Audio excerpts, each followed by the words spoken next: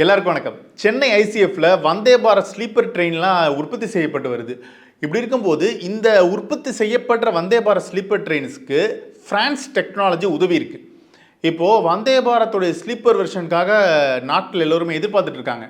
ஏன்னா ரயில்வேவை அடுத்த கட்டத்துக்கு கொண்டு போகணும் அப்படின்றதுக்காக தான் வந்தே பாரத் ட்ரெயினை அறிமுகப்படுத்துனாங்க. அது நெடுந்தூர பயணத்துக்கு சாத்தியப்படாது. ஏன்னா உட்காந்துட்டு போகிற அளவுக்கு தான் வந்தே பாரத் இருக்குது. ஆனால் நெடுந்தூர பயணத்துக்கு வந்தே பாரத் வரணும் அப்படின்றதான் கோரிக்கையாக இருந்தது. அதோடைய வெளிப்பாடு தான் வந்தே பாரத் ஸ்லீப்பரை அறிமுகப்படுத்த போகிறாங்க. அதுக்கான வேலைகள்லாம் போயிட்டுருக்கு. அதுவும் நம்ம சென்னை ஐசிஎஃப்ல தான் இதுக்கான வேலைகள் போயிட்டுருக்கு. ஸோ இந்த மாதிரியான ட்ரெயின்ஸை தயாரிக்க நவீன தொழில்நுட்பத்தை தான் ஃப்ரான்ஸ் நிறுவனம் வாங்கியிருக்காங்க. ஃப்ரான்ஸ் நாட்டை சேர்ந்த ஆல்ஸ்டாம் அப்படின்ற நிறுவனம் ட்ரெயின்ஸ்க்கான நவீன தொழில்நுட்ப உபகரணங்களை தயாரித்து வராங்க. உலகம் முழுக்க இருக்கிற பல நாடுகளில் இவங்க கொடுத்த தொழில்நுட்பங்கள் மூலமாக தான் பல ட்ரெயின்ஸ் தயாராகிட்டு வருது. அதில் முக்கியமான விஷயம் என்னென்னா எல்லாமே சக்ஸஸ்ஃபுல் மாடலாக அமைஞ்சிருக்கு. இந்த நிறுவனத்தோட ஐசிஎஃப் 1285 கோடி ரூபாய்க்கு ஒப்பந்தம் போட்டிருக்காங்க. ஒப்பந்தத்தின் அடிப்படையில் மிட்ராக் டிராக்ஷன் காம்பனன்ட்ஸ் மற்றும் பிற மின் உபகரணங்களை இந்த நிறுவனம் வழங்குறாங்க. ரயில் தயாரிப்புகளுக்கு இந்த மிட்ராக் டிராக்ஷன் காம்பனன்ட்ஸ் அப்படின்றது ரொம்ப முக்கியம். இந்த மாதிரி உதிரி பாகங்கள் இருந்தால் தான் அந்த ட்ரெயின் இன்ஜின் நல்லாயிருக்கும். நம்மூரில் தயாரிக்கப்படுற உதிரி பாகங்கள் அந்தளவுக்கு திறன் வாய்ந்ததாக இல்லை. ஆனால் ஆல்ஸ்டாமுடைய இந்த காம்பனண்ட் அப்படின்றது சர்வதேச அளவில் இருக்குது. அதுக்கு ஒரு உதாரணம் தான் ஐசிஎஃப்ஐ இந்த மாதிரி டீல் போட்டிருக்காங்க. இப்போ தென்னிந்தியாவில் இயக்கப்படுற ரயில் இன்ஜின்ஸ் அப்படின்றது வெப்ப மாறுதலுக்கு ஏற்ற மாதிரி செயல்பட்டுருக்கும். அதுவே வடகிழக்கு மாகாணங்களில் பனிப்பிரதேசமாக இருக்கும்ல, அதுக்கேற்ற மாதிரி ரயில் இன்ஜின் வேறு மாதிரி செயல்படும்.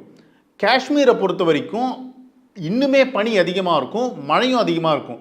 ஸோ அங்கே வேறு மாதிரி செயல்படும். இப்போ இந்த ஆல்ஸ்டாமுடைய இந்த மிட்ராக் டிராக்ஷன் காம்பனன்ட்ஸோடு தயாரிக்கப்படுற அந்த இன்ஜின்ஸ்ன்றது எல்லா காலநிலைக்கு ஏற்ற மாதிரி இருக்கும். அதாவது இந்த தொழில்நுட்பத்தை கொண்டு தயாரிக்கப்பட்டு தமிழ்நாட்டில் பயன்பாட்டில் இருக்கிற ரயில் இன்ஜினை நம்மால் ஜம்மு காஷ்மீரில் கூட பயன்படுத்த முடியும். ரயிலை ஓட்டுறவங்க தங்களுடைய விருப்பத்துக்கு ஏற்ற மாதிரி இன்ஜினில் சில வசதிகளை செஞ்சுக்கலாம்.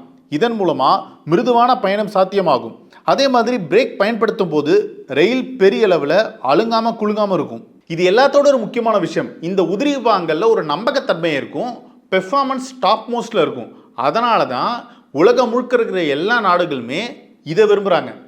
இப்போ சாதாரண இன்ஜின்ஸ் மின்சாரத்தை உறிஞ்சுள்ள அதை கம்பேர் பண்ணும்போது இந்த உதிரி பாகங்களால் தயாரிக்கப்படுற இன்ஜின் ஒரு மின்சாரத்தை உறிஞ்சும். ரெண்டுத்துமே கம்பேர் பண்ணால் இது கொஞ்சம் கம்மியாக தான் இருக்கும். அந்தளவுக்கு டைம் சேவிங், பவர் சேவிங்காக இருக்கும். இப்போ இந்த மிட்ராக் டிராக்ஷன் காம்பனன்ட்ஸை வச்சு 17 வந்தே பாரத் ஸ்லீப்பர் ட்ரெயின்ஸு உருவாக்கப்பட இருக்குது. இந்த ட்ரெயின் எல்லாமே 160லேருந்து 180 கிலோமீட்டர் வேகத்தில் இயங்கும்.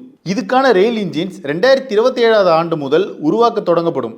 2029 இது பயன்பாட்டுக்கு வரும்னு சொல்கிறாங்க. ஸோ சீக்கிரமாகவே வந்தே பாரத் ஸ்லீப்பர் வெர்ஷன் இந்தியாவுக்குள்ளே வரப்போகுது. அது எங்கே முதல்ல வரும் அப்படின்ற ஒரு கேள்வி இருக்குது. சீக்கிரமாக அதுக்கான அதிகாரப்பூர்வ தகவல் வெளியாகும்.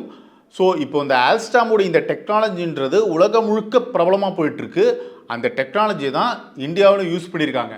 ஸோ இது சக்ஸஸ் ஆச்சுன்னா வரப்போகிற எல்லா நெடுந்தூர ட்ரெயின்ஸுக்குமே இது யூஸ் பண்ணுறதுக்கான அதிக வாய்ப்பு இருக்குது. இதை பற்றி உங்கள் கருத்துக்களை கமெண்ட் செக்ஷனில் சொல்லுங்கள். இது ஒன் இண்டியாவுக்காக ஆனந்தன்.